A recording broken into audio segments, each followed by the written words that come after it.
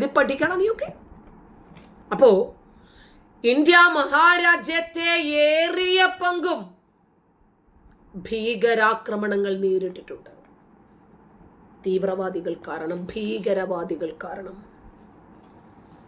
അതുകൊണ്ട് ഈ മത തീവ്രവാദികളെ ഏതു വിധേനയും കൂച്ചുവിലങ്ങിടാൻ ഇന്ന് ഈ രാജ്യം സുസജ്ജമാണ്.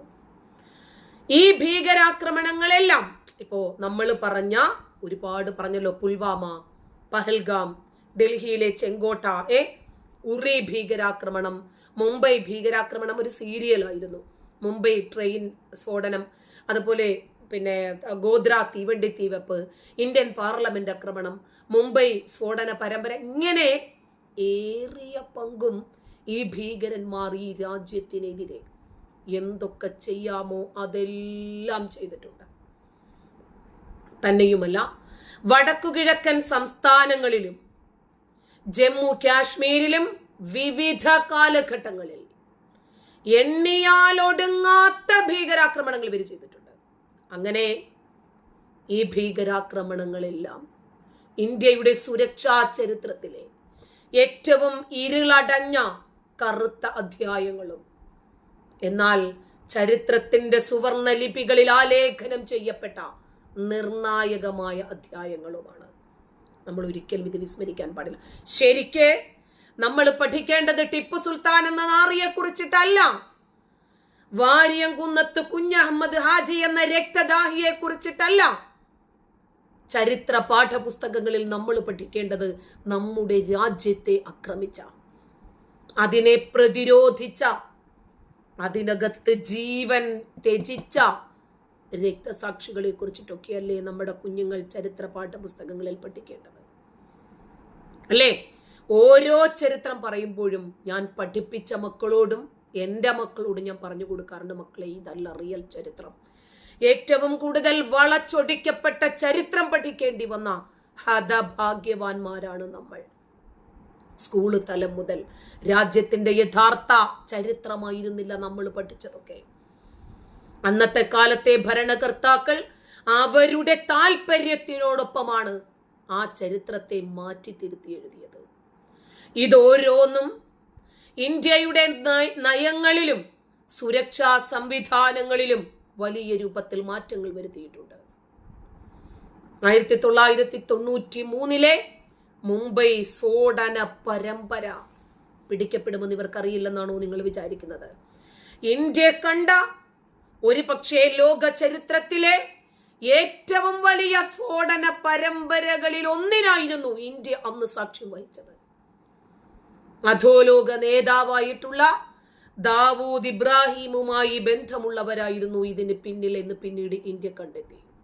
ഒരു നഗരത്തെ മുഴുവനും നിശ്ചലമാക്കാനും ചോരയിൽ കുളിപ്പിക്കാനും അങ്ങനെ ഭീകരവാദികൾക്ക് സാധിക്കുമെന്ന് ലോകത്തിന് കാണിച്ചു കൊടുത്ത ഒരു സംഭവമായിരുന്നു 93 മുംബൈ ഭീകരാക്രമണം. അതുപോലെ വിസ്മരിക്കാൻ സാധിക്കാത്ത ഒന്നാണ് 2001 പാർലമെന്റ് ആക്രമണം. ഇന്ത്യൻ ജനാധിപത്യത്തിന്റെ പ്രതീകമായിട്ടുള്ള പാർലമെന്റിന് നേരെ നടന്ന ഈ ആക്രമണം രാജ്യത്തെ മുഴുവനും പിടിച്ചു കുലുക്കുക എന്ന ലക്ഷ്യത്തോടു കൂടി തന്നെ ചെയ്തതാ. ആ ലക്ഷ്യത്തിൽ അവരെത്തപ്പെടുകയും ചെയ്തു. ഇത് പാകിസ്ഥാനുമായിട്ടുള്ള ഇന്ത്യയുടെ ബന്ധത്തിൽ വലിയ വിള്ളലുകൾ ഉണ്ടാക്കി. അതിർത്തിയിൽ വലിയ രൂപത്തിലുള്ള സൈനിക ഓപ്പറേഷൻസ്, സൈനിക വിന്യാസത്തിന് ഇന്ത്യ തയ്യാറാകുകയും ചെയ്തു. മറ്റൊന്നാണ് 2006 മുംബൈ ട്രെയിൻ സ്ഫോടനങ്ങൾ. മുമ്പ് ഈ ട്രെയിനുകളൊക്കെ കേന്ദ്രീകരിച്ച് ഒരുപാട് ആക്രമണങ്ങൾ നടക്കുന്നു. റെയിൽവേ ട്രാക്കുകളിൽ കല്ല് പറക്കി വെക്കുക, മണ്ണ് പറക്കി വെക്കുക, പിന്നെ മരം, കമ്പ്, തടി അതൊക്കെ, അതുപോലെ ഈ റെയിൽവേയുടെ കമ്പിയുടെ കൊളുത്തുകളൊക്കെ അടിച്ച് പൊട്ടിക്കുക തുടങ്ങിയ അങ്ങനെ ചില സംസ്ഥാനങ്ങൾ, പ്രത്യേകിച്ച് UP പോലെയുള്ള സംസ്ഥാനങ്ങൾ CC ക്യാമറ വയ്ക്കാൻ തീരുമാനിച്ചു ഈ ആക്രമണങ്ങൾ നടന്ന സ്ഥലത്തൊക്കെ. അങ്ങനെ CC ക്യാമറ വെച്ച് അന്വേഷിച്ച് പോയപ്പോഴാണ് പലപ്പോഴും ചെന്ന് നിന്നത് അത്രയും മദ്രസകളിലായിരുന്നു.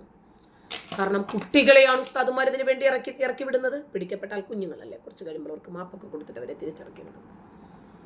ചെറിയ പ്രായത്തിലെ ഇവർ ഈ കുഞ്ഞുങ്ങളുടെ തലച്ചോറിലേക്ക് ഇഞ്ചക്ട് ചെയ്യുന്നത് ഇന്ത്യ വിരുദ്ധതകളാണ്. 2006 മുംബൈയിലെ ട്രെയിൻ സ്ഫോടനവും അതുപോലത്തെ ഒന്നായിരുന്നു.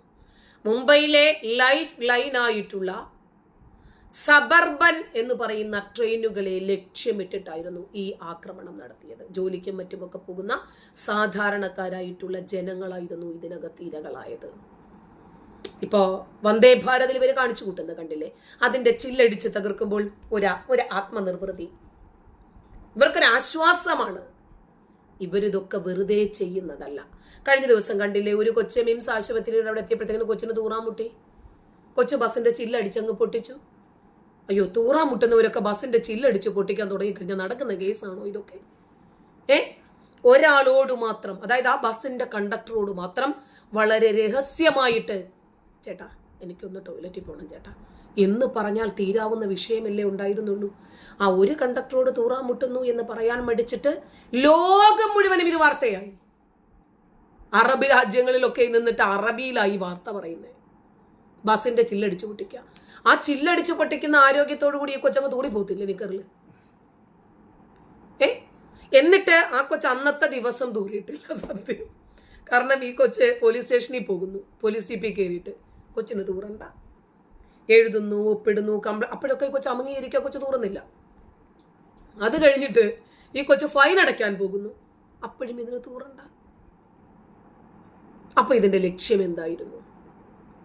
ആ കൊച്ചിന്റെ 4 ലക്ഷം രൂപ, 3-4 ലക്ഷം രൂപ വിലയുള്ള ബാഗിൽ എന്തായിരുന്നു ഉണ്ടായിരുന്നത്? പോലീസുകാർ പരിശോധിച്ചോ? അന്വേഷണ ഉദ്യോഗസ്ഥർ പരിശോധിച്ചോ ആ ബാഗിനകത്ത് എന്തായിരുന്നു എന്ന്? ലുലുമാളിൽ എത്തിച്ചു കൊടുക്കാൻ എന്തൊക്കെയോ അതിനകത്തുണ്ടായിരുന്നു എന്ന് ബലമായി സംശയിക്കാം. കാരണം ലുലുമാൾ എത്തിയപ്പോഴേക്കാണ് ആ കൊച്ച് അപസ്മാര രോഗിയെ പോലെ ചില്ലടിച്ചു പൊട്ടിച്ചത്. ലുലുമാളിൽ നിർത്താൻ പറഞ്ഞു, നിർത്തിയില്ല.